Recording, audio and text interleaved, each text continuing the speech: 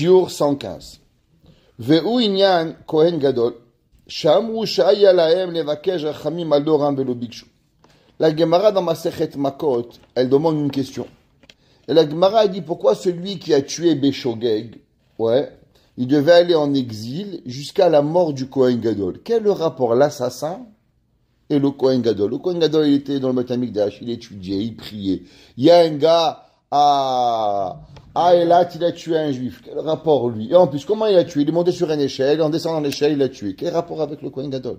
Pourquoi il devait être en ville d'exil jusqu'à la mort du Kohen Gadol? La Gemara a dit, à cause que le Kohen Gadol, il aurait dû prier pour que les gens, il leur arrive pas des accidents. Et du fait qu'il y a eu un accident, ça veut dire que le Kohen Gadol, il a pas assez prié. Ça veut dire qu'en vérité, le peuple juif, on est responsable de tout ce qui arrive l'un envers l'autre, même si c'est sans faire exprès. En vérité, on devrait être capable de se protéger l'un avec l'autre. La Gemara, elle raconte, Vechen amru, Aou Gavra, de Achla Aria Berichuk Tlata Parsademi de Rabbi Shua ben Levi. Il y avait un jour un lion, il a mangé un homme à 3 parsaot de Rabbi Shua ben Levi. C'est combien une parsa? Une parsa d'après le Rambam, c'est 3,6 km. Ça veut dire à peu près 11 km de la maison de Rabbi Shua ben Levi. Il y avait un désert. Là-bas, il est venu un lion. Il a mangé un homme. La Gemara dit Velo ishta Eliyahu behad et latayome. Et Eliyahu Hanavi, il est plus venu voir Rabbi Shua ben Levi. Il a dû le voir tous les jours. Pendant 3 jours, il n'est pas venu le voir. Hare, la Gemara a dit pourquoi? Il est venu, il lui a dit à cause qu'il y a un homme qui s'est fait manger par un lion. Il lui a demandé, mais quel rapport, moi et le lion? Moi, je suis le roi des lions, moi. Il lui a dit, non, mais si tu avais prié pour le Ham Israël, le lion, il n'aurait pas mangé. Ça veut dire que l'homme, il doit toujours prier pour le Ham Israël. La Gemara, Moshe Feinstein, c'est connu, on lui a dit un jour en bas de sa maison, il y a un juif qui s'est fait écraser en voiture. Il dit, c'est pas possible. On dirait bien, on a vu l'homme, il avait une kippa. Il dit, c'est pas possible. Ils ont vérifié, il ne c'était pas un juif. Il dit, vous savez, il dit, parce que ma Torah, elle protège au moins pour en bas de ma maison. Moi, je sais qu'en bas de ma maison, il peut rien arriver de mal. Un juif ne peut pas mourir en bas de chez moi, à cause que ma Torah, elle protège là-bas de ma maison. Ça veut dire qu'il y a des gens que la Torah, elle protège. Et nous, on doit pas seulement faire pour nous. Le Ram Khalier, il a dit, ceux qui écoutaient le cours, c'était quoi? L'homme, il doit prier pour son dos.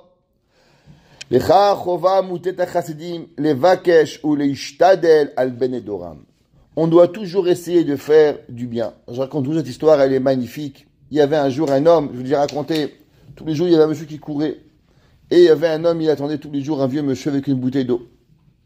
Et tous les jours, le monsieur il courait, et il y avait le monsieur, le vieux monsieur, comme ça un sadique, il lui donnait toujours une bouteille d'eau, tous les jours.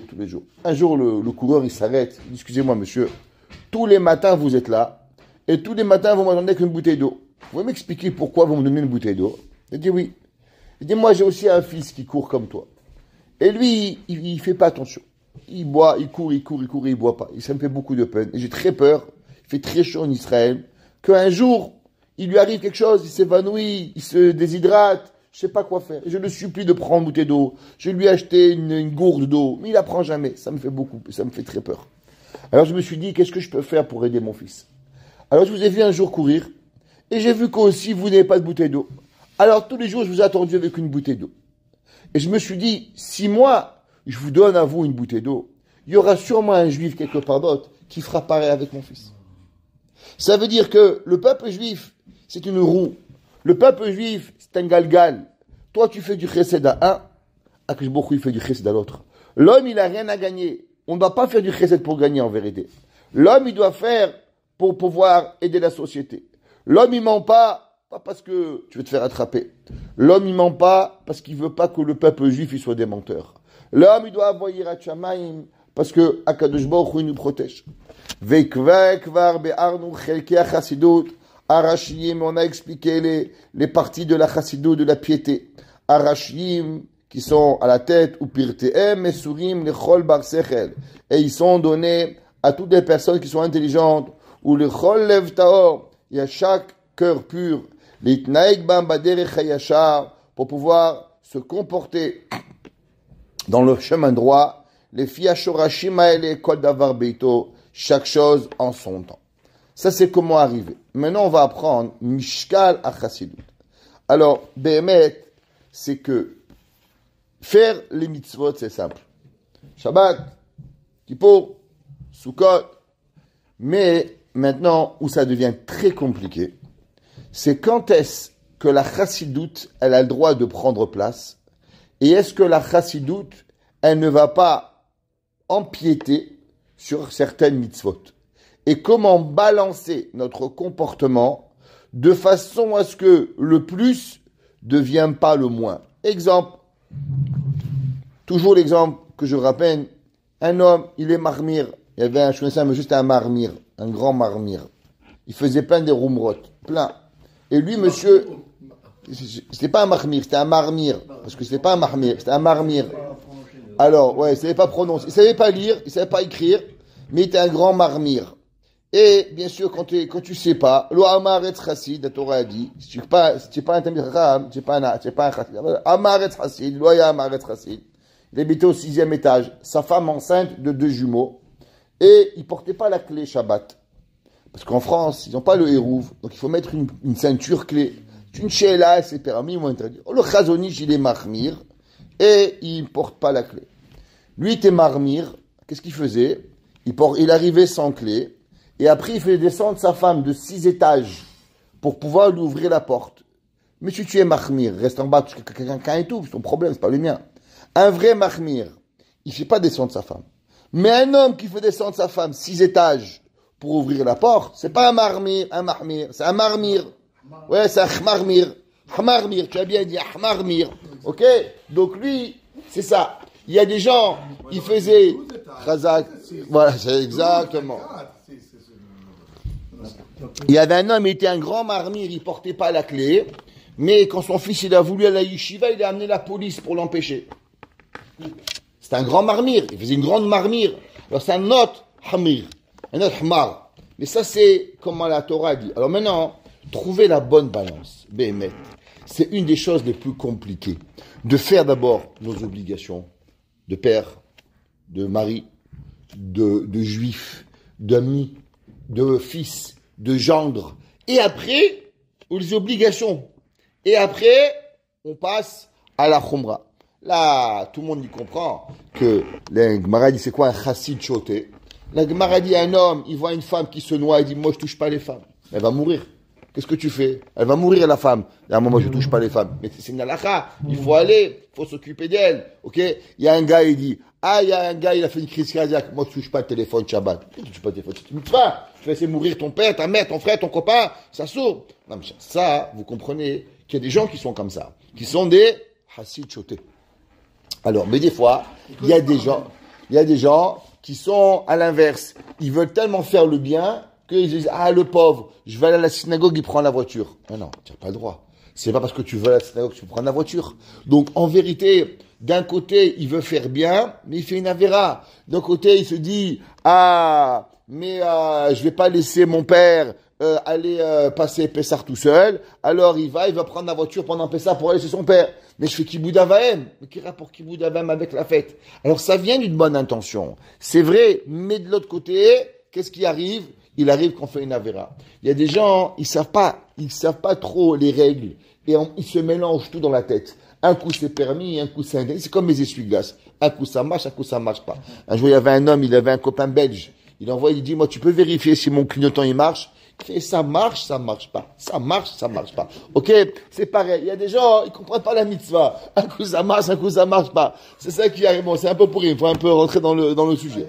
Alors, ma shetzarich leva erata. On peut pas dire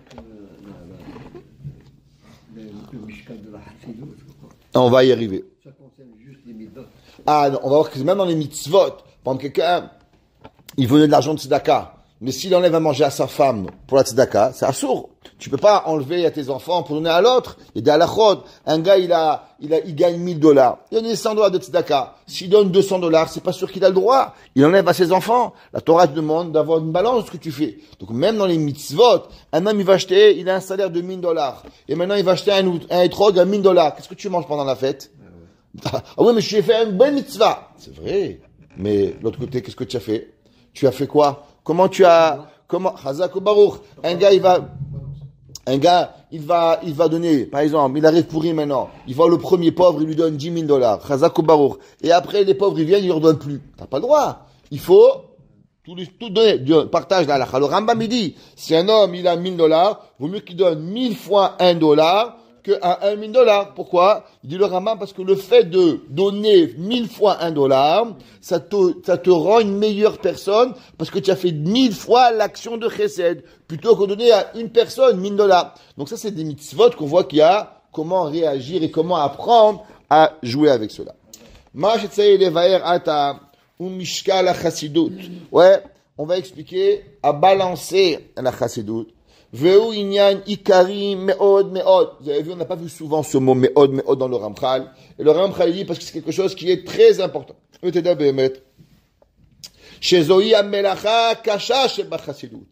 Trouver la bonne balance, c'est ça la plus difficile. Kidakutorav. Parce que la finesse de cela, il est énorme. Comme on expliqué, on peut passer de la mitzvah à la avera. Veyesh la yetzer badavar hazeh knisa gedola.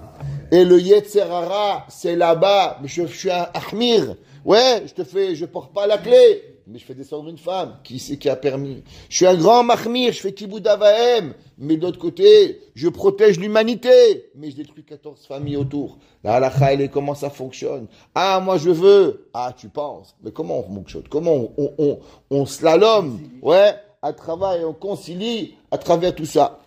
Alken nimtset sakanato atsuma. Il dit le Ramchal, on arrive et on peut être en danger total. Bémet, quand on fait la chassidoute, on peut tomber dans le danger. On peut, souvent, les gens à cause d'une chassidoute, alors qu'est-ce qu'ils font? Ils se permettent. Il y a des gens, ils volent, ils deviennent des rabbins des bois. Ouais, pourquoi? À cause que ils se permettent, oui, je fais du chesed à gauche, alors je vole à droite. Oh, tu es Robin des Bois ici. Qu'est-ce qui se passe? C'est pas parce que tu donnes à manger à des pauvres que tu as le droit de voler à gauche et à droite. Il y a des halakhot dans la Torah. Qu'est-ce que tu as le droit de faire? À qui tu donnes, à qui tu donnes pas? Comment tu fais? Comment tu fais pas? Comment tu te comportes? À qui tu parles? À qui tu parles pas? C'est pas parce que tu as le droit de faire du shalom bayit que tu peux faire yichoud. Il y a un rave, il y a pas longtemps, il a dit, comment c'est possible? Il y a des gens, des thérapeutes, des docteurs, ils font mais yichoud, comment vous faites? Vous soignez des malades. Mais il faut garder une porte ouverte, il faut avoir des gens qui sont avec vous. Alors, pas parce qu'on fait une mitzvah d'un côté, alors on peut se permettre. Il faut garder la halachot de tsniout, la halachot de savoir parler, comment dire à chacun. Il faut faire attention à notre langage, comment faire? Ki arbe dvarim tovim yuchal hayetzer lerache keilu hem ra'im. Parce que le yetzer hara, il peut éloigner de nous beaucoup de choses en pensant qu'ils sont mal. Verbe chataim. Et beaucoup de péchés. Les karev keilu hem mitzvot gedolot. Ouais. Par exemple, regardez. Quand il y avait la pandémie. Vous vous rappelez, il y avait un jour avant que Dr Poutine il a guéri la pandémie. Alors, il y avait un jour, il y avait la pandémie. C'est quoi la halakha que tous les réformés ils sont sortis avec? D'un coup, ils sont tous venus des Rosh Hashivot et des Dayanim. Dina des Malchuta Dina. Ils sont venus, il faut garder le gouvernement. Je comprends pas. C'est vrai, Dina des Malchuta Dina. Mais avant cela, il y a Shabbat, il y a Yom Tov, il y a Kippour, il y a Sukkot. Ouais, il y a plein de halachot qu'on peut garder. Comment? Ouais, mais eux, ils connaissaient que celle-là. Dina des Machoudadina. Et sur cela, ils ont fermé les synagogues. Ils ont tout essayé de faire oublier le judaïsme. Alors, c'est vrai, elle existe, la halakha. Mais c'est pas un joker quand tu la mets quand tu as envie. Il faut savoir quand est-ce que tu vas la poser. Les gens, oui, il faut sauver les vies. Ok, qu'est-ce que tu as fait, toi? Nous, quand il y avait la pandémie, on est parti à des centaines d'appels d'Atsala. On a ramassé, on a acheté pour plus $1 million de machines de respirateurs. Nous, on a fait pour les gens. Et toi, qu'est-ce que tu as fait, monsieur le rabbin des réformés? À part ce que tu t'es enfermé chez toi à la maison, que tu as mangé, que tu as bu, que tu t'as bien engraissé, qu'est-ce que tu as fait pour la société? C'est vrai, il fallait sauver des vies. À part fermer la synagogue. De l'autre côté, qu'est-ce que tu as fait? Tu as ouvert une tente, tu as fait une choule, tu t'es occupé des malades. C'est vrai qu'il fallait fermer. Mais de l'autre côté, il fallait montrer à Kadosh Baruch Hu qu'on devait aussi faire autre chose. On devait vivre en balance. C'est pas que juste je vais faire ma synagogue pour sauver les vies, mais je fais rien d'autre. Il y a le sourmera, il y a le asetov. Il faut faire. Et c'est ça qu'il y a toujours à vivre avec ces deux principes.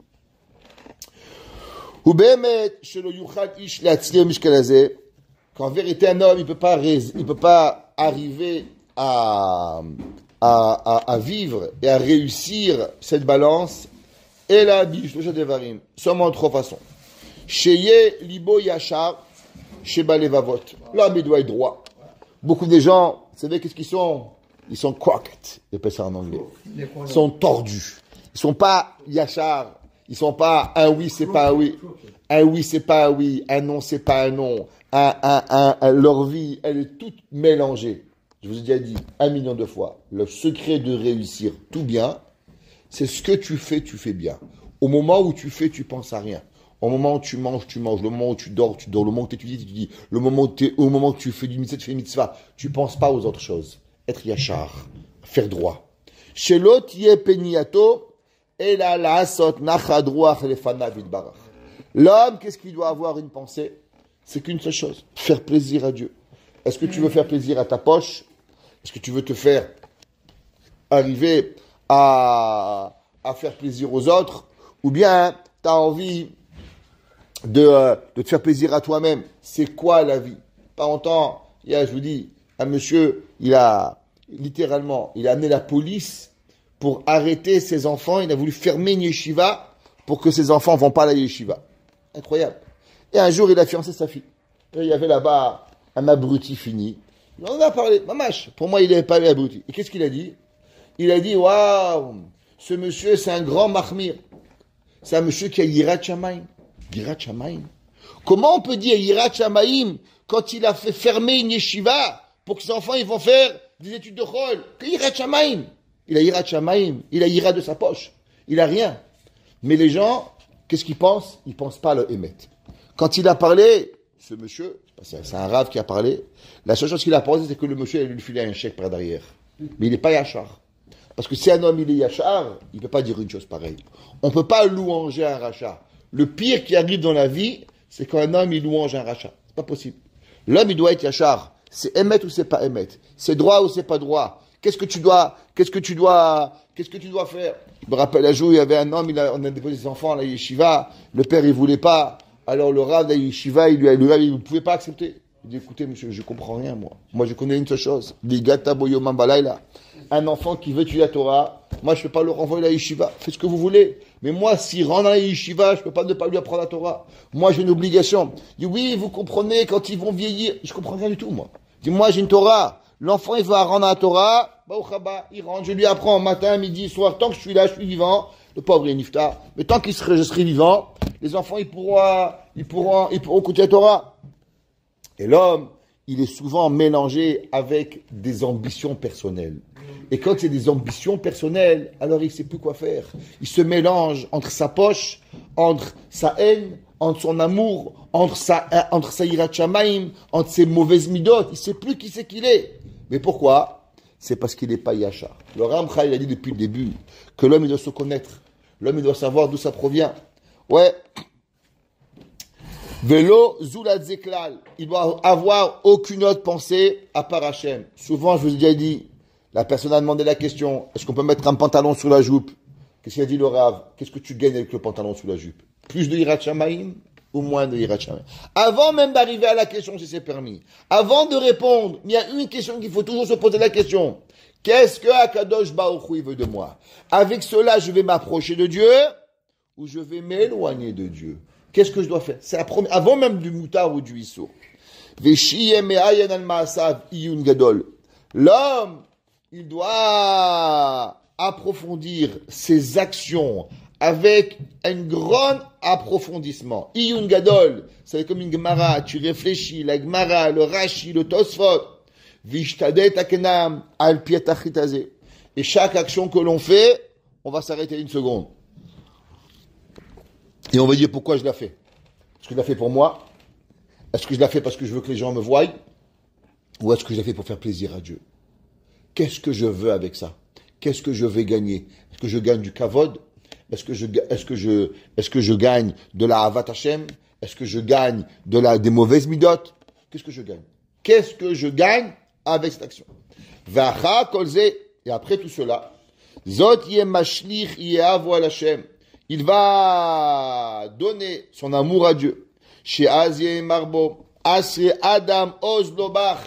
Heureux l'homme qui donne la force à Dieu. Loïmna tov la olchim betamim. Akadosh Baruch Hu, il va pas enlever le bien à ceux qui vont avec simplicité. Ça veut dire l'homme il fait Shabbat, l'homme il fait Kashrut, l'homme il fait ses mitzvot. Maintenant, il arrive, il a un problème. Écoute, je peux pas t'aider. C'est Shabbat. Je peux rien faire pour toi. Je comprends, tu as faim, rentre à la maison manger. Mais moi, je vais pas prendre la voiture. Moi, je peux pas faire qu'est-ce qu'il y a à pas faire. Shabbat, Shabbat Kodesh. J'ai pas, je fais une khumra. J'arrête, je fais pas. L'homme, il doit réfléchir avec cela. Omnam imechad yetnaim haele yechsarlo. Maintenant, si l'homme, il est pas capable de behemet penser à Hachem, si l'homme, il approfondit pas, il calcule pas chaque action qu'il fait, behemet, il actionne pourquoi il a fait ce qu'il a fait, lo yagia el hashlemut. Il peut pas arriver à l'hashlemut. Les gens, toujours, ils regardent qu'est-ce que les gens leur font pas. Qu'est-ce que la société leur font pas. Mais généralement, ils sont jamais en train de regarder qu'est-ce que eux. Les gens, ils sont toujours en train de blâmer. Ils blâment son père, ils blâment sa mère, ils blâment son rabbi, ils blâment sa rabbinite, ils blâment sa femme, ils blâment son mari, ils blâment ses enfants, ils blâment l'univers. Mais est-ce que tu t'es blâmé une fois, toi? Est-ce que toi, tu t'es arrêté? Comment passe ton Shabbat? Comment passe ta tefila? Comment passe tes affaires? Comment? Chacun de nous. Il doit se demander une question. Souvent, on est là en face de nous. On a une personne. On ne sait pas si elle nous aime. On ne sait pas si elle est là. On pense qu'elle est fâchée avec nous. Et on nous trouve tous les défauts. Et peut-être que c'est nous qu'on a blessé la personne. À la place de penser que la personne, peut-être que c'est moi qui me suis mal comporté. Peut-être que je lui ai pas dit bonjour assez chaleureusement. Peut-être que je l'ai pas invité. Et peut-être qu'en vérité, l'autre, il est sûrement le refus de ce que moi je ressens. Et si moi, je serais plus gentil avec la personne, alors l'autre, il va être le miroir de ma vie. Et moi, je vais devenir une personne. Hier, une personne m'a appelé avec une question terrible. Je peux pas trop expliquer. Mais à la fin de tout, vraiment, la madame a été détruite. Vraiment, une personne détruite. Mais à la fin, je lui ai dit, madame, une seule chose vous devez faire. Une chose. Non-conversation, la pauvre. Je dis, vous avez raison d'être énervé. Vous avez raison d'être fâché. Vous avez beaucoup de droits. Mais il y a une seule chose que telle personne, vous n'avez pas le droit. C'est de devenir un monstre à cause de l'autre. Parce que devenir un monstre et devenir une méchante personne, c'est dans vos mains. L'autre, il a fait des mauvaises choses. L'autre, il vous a blessé. L'autre, il vous a fait des choses. Chez Loassou, une femme mariée 24 ans, la pauvre, 7 enfants. Elle était en pleurs pendant 1 heure au téléphone. Je lui ai dit, attends, vous avez tout raison, madame. Mais vous savez ce que vous n'avez jamais le droit de raison? C'est que vous devenez un monstre. Nous, on ne peut pas devenir un monstre pour l'autre. L'autre, il est méchant. Ça ne donne pas le droit de venir te frapper. Tu mérites une claque. Crois-moi que tu la mérites.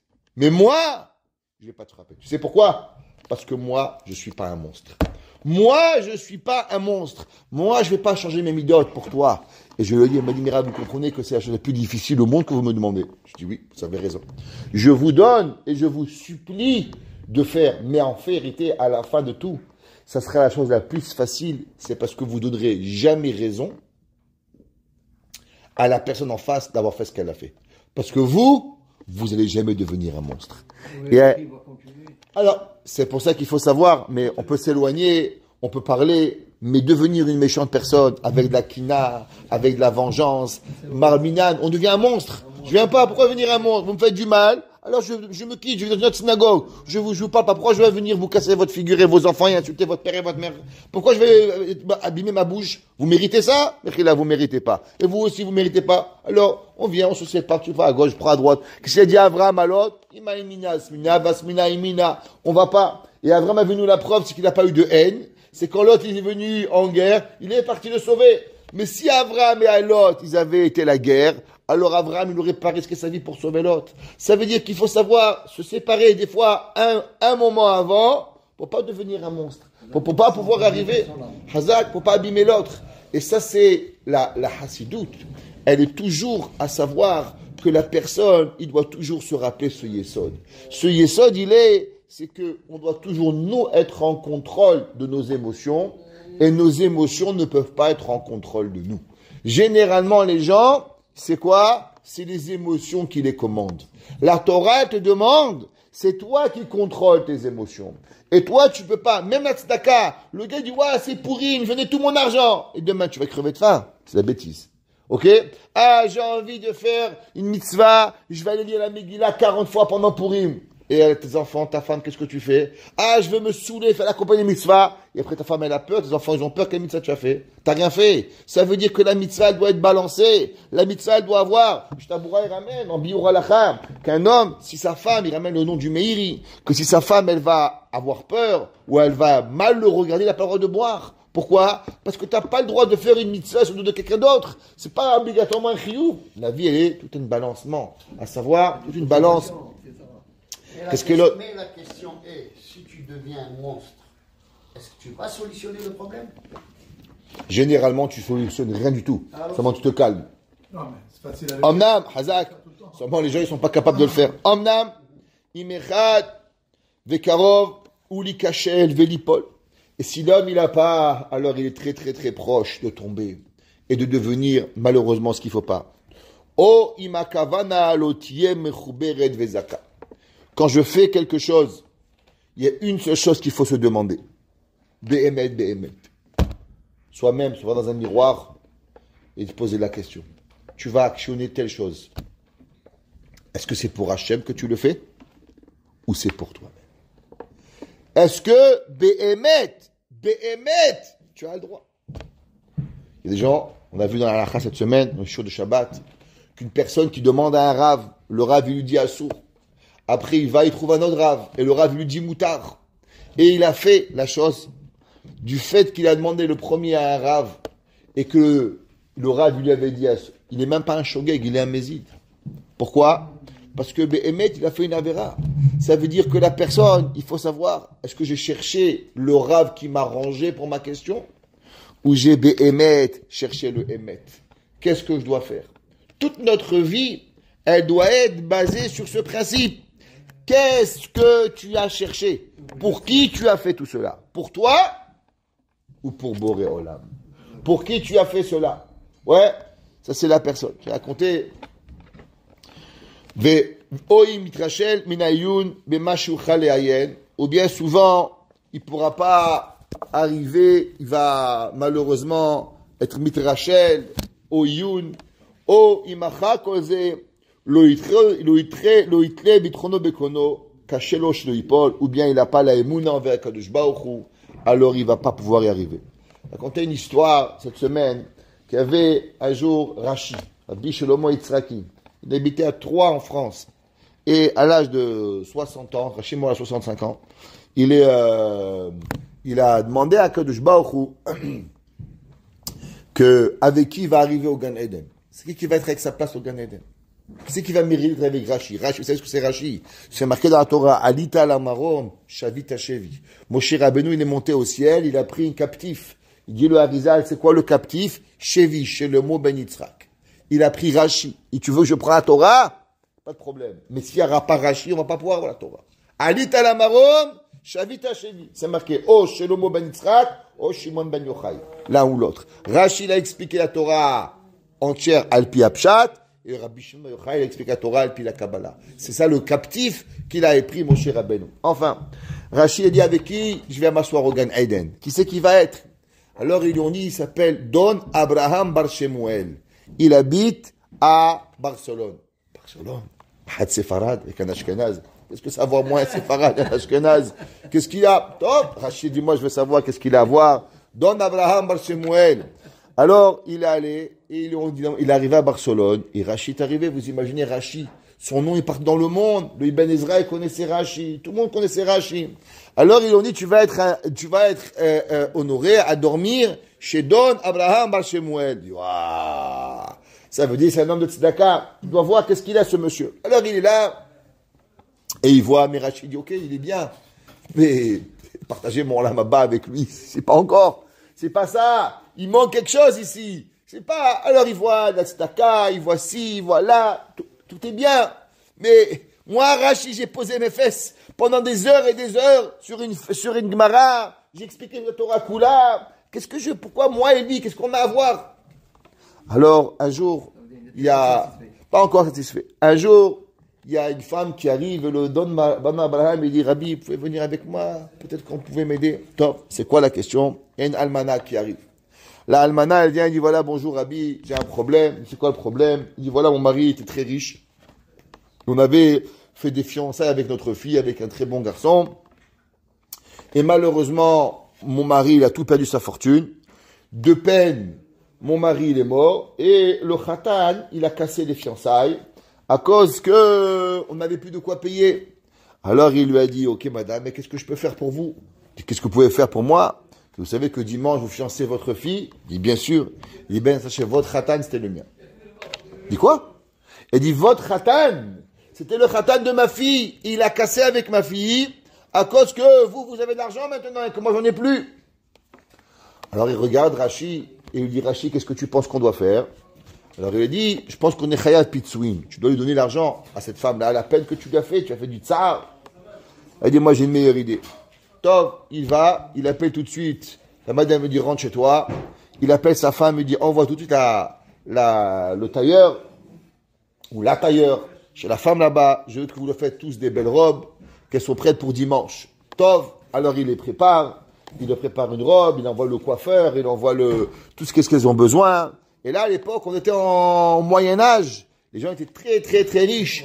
Et le Don Abraham était très, très riche. Et quand on rentrait chez la personne, c'était comme chez le roi. On présentait. Et là, la salle, elle est pleine. Et d'un coup, oye, oye, qu'est-ce qui se passe? On présentait le khatan. Oh non, le présent de khatan. Là, waouh! Il rouvre une porte et tout le khatan y rentre. Et là, maintenant, c'est autour de la Kala qui rentre. Et la Kala, sa fille, elle est derrière. Et d'un coup, Don Abraham, il dit, mesdames et messieurs, laissez-moi vous présenter la Kala de ce soir. Et à la place d'ouvrir la porte pour sa fille, il ouvre une autre porte. Et il fait rentrer l'ancienne fiancée avec la almana. Et il dit, ce soir, les fiançailles ne seront pas avec ma fille. Seront avec la première Kala qu'il a eue. Tout ce que j'ai promis à ma fille, l'argent, la parnassa, les meubles, la maison, le khatan, il aura tout. Seulement, ce ne sera pas ma fille qui va avoir. Parce qu'en vérité, sa vraie Kala, c'est lui. Et c'est seulement à cause qu'ils ont perdu leur argent, qu'ils ont perdu le khatan. Alors moi, je rendrai à la Kala son khatan, la Hashavat Aveda, avec tout, qu'est-ce qu'elle a eu. Quand Rashi, il a vu cela, à combien un homme était capable de sacrifier le plaisir de sa fille, sacrifier son argent, sacrifier tout ce qu'il avait pour pouvoir arriver au Emet. Il a dit, moi je suis mouchan de m'asseoir avec celui-là dans le Gan Eden Elion. Lui et moi, on pourra s'asseoir ensemble. À combien une personne, comment un homme il peut faire ça? Quand un homme il pense pas à lui. Quand un homme il pense à quoi? Quand un homme il pense Behemet, à vouloir faire plaisir à Kadosh Baruch Hu. Tu penses plaisir à Dieu, tu fais ça. Tu penses plaisir à ton plaisir, top, alors un petit peu d'argent, tu t'es débarrassé. Ta hache, c'est ta conscience. Don Abraham Bar Shemuel, il a pas sa conscience. Il a voulu faire le Ratzon d'Akadosh Baruch Hu. Ça, c'est ce que la parole doit savoir. Midat HaSidut, c'est ça. Pas acheter ta conscience. Mais Be'emet, acheter et faire ce que Akadosh Baruch Hu. Baruch Hanai Leolam. Amen ve Amen.